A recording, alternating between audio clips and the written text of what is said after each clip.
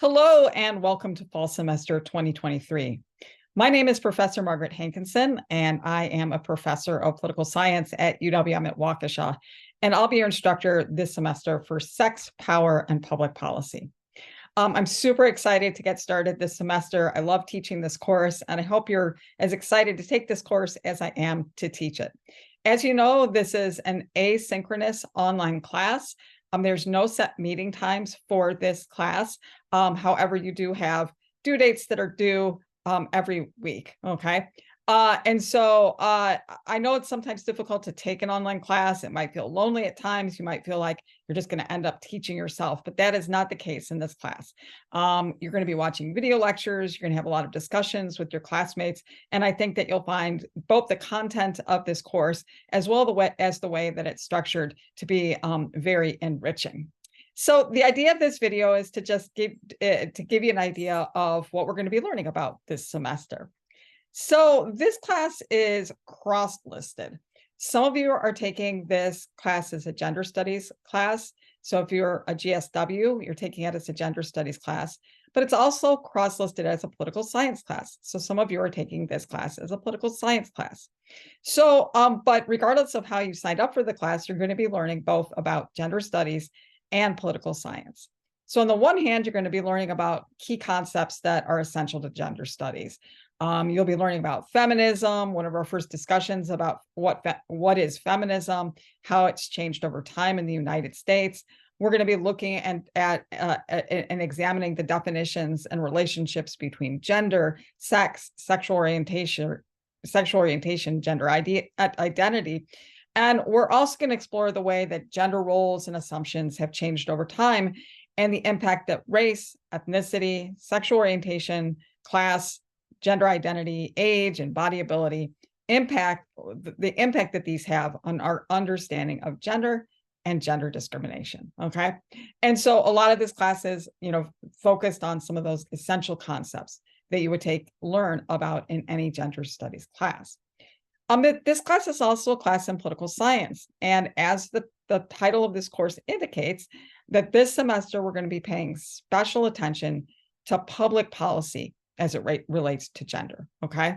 And so we're going to look at all sorts of public policy that has some implication on gender, whether that's education or marriage or family or work and pay, sexual harassment, reproductive freedoms. All of those are things that we're going to be taking a look at in this class. So you might be asking yourself, well, what is public policy?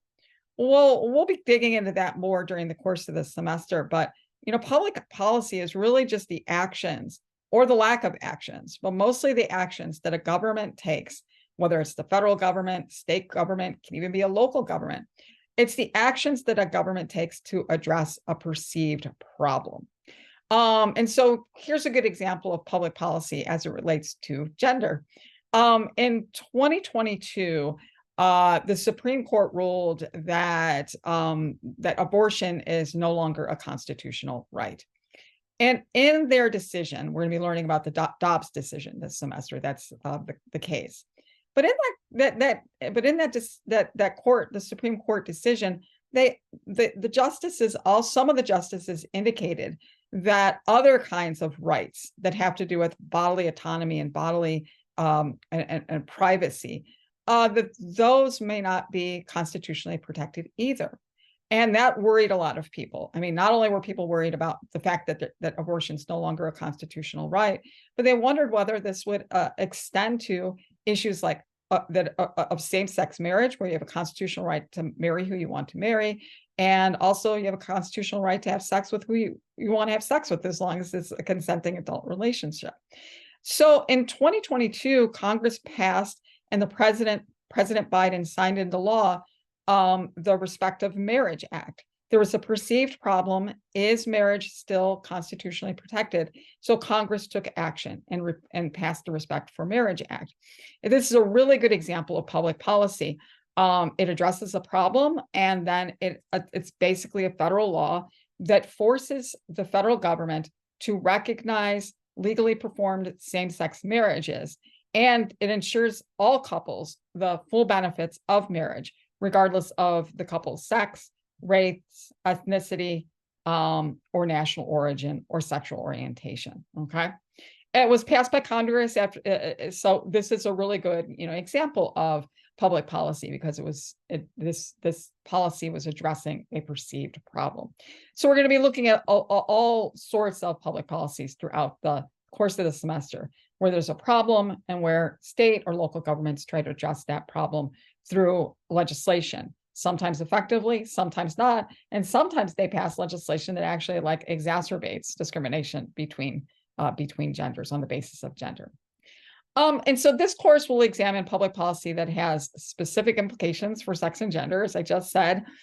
Some of the public policy areas that you'll be learning about this semester include anti-discrimination policy, and that's the kind of policy that's designed to address discrimination in the workplace and in education, as well as examining the role that the Supreme Court plays in defining what does and does not constitute unconstitutional gender and sex discrimination. We're going to be learning about policies regarding sexual harassment and sexual assault and how those have changed dramatically over the years. We're of course going to be learning about the policies related to sexual reproduction. That is policies that relate to contraceptives, and also we'll be learning about abortion policies in a post Roe v. Wade landscape. We also will be learning about gender identity, policies having to do with economic inequality and prostitution as well. So that's maybe a little bit too much information, but that's, sort of a look at a lot of the different public policies that we're going to be learning about this semester. And then finally, as the title of the course suggested, sex, power, and public policy, that this course is about power, or really more precisely about politics. Okay. The kinds of public policies that are passed are a reflection of power. It's a reflection of politics. Politics is basically the conflict over who leads us, what the structure of our government is, and most importantly, what kind of policies the government passes.